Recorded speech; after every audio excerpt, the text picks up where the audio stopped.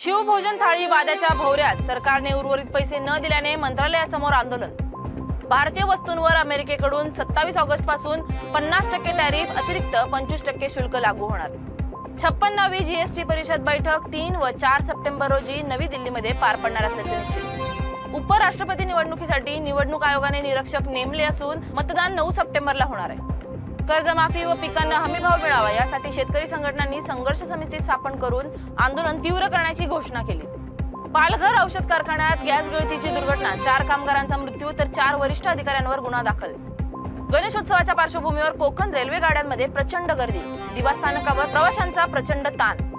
मराठा आरक्षणाच्या मागणीसाठी मनोज जरांगे पाटील यांनी 27 ऑगस्टला मुंबई मोर्चा काढण्याची घोषणा केली। विद्यार्थ्यांचा शाळा सोडण्याचा दर कमी केल्याबद्दल महाराष्ट्रातील 3 शिक्षकांना राष्ट्रीय पुरस्कार जाहीर।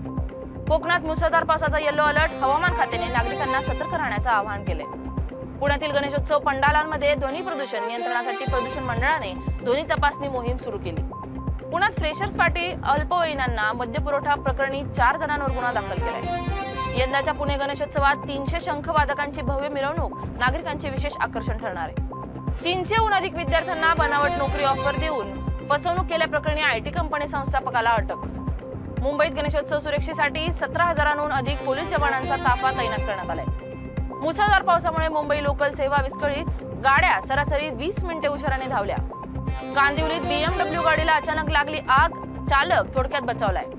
तब्बल 55 कोटींच्या फसवणुकीत सामील बिल्डरला आर्थिक गुन्हे शाखेकडून अटक। बीएमसीच्या वृक्ष लागवडीच्या आकडेवारीवर पर्यावरण कार्यकर्त्यांनी शंका उपस्थित करत तीव्र टीका केली आहे। नांदेड जिल्ह्यात पूरग्रस्तांना वाचवण्यासाठी लष्कराने मोहीम राबवून 200 पेक्षा अधिक ग्रामस्थांची सुटका केली।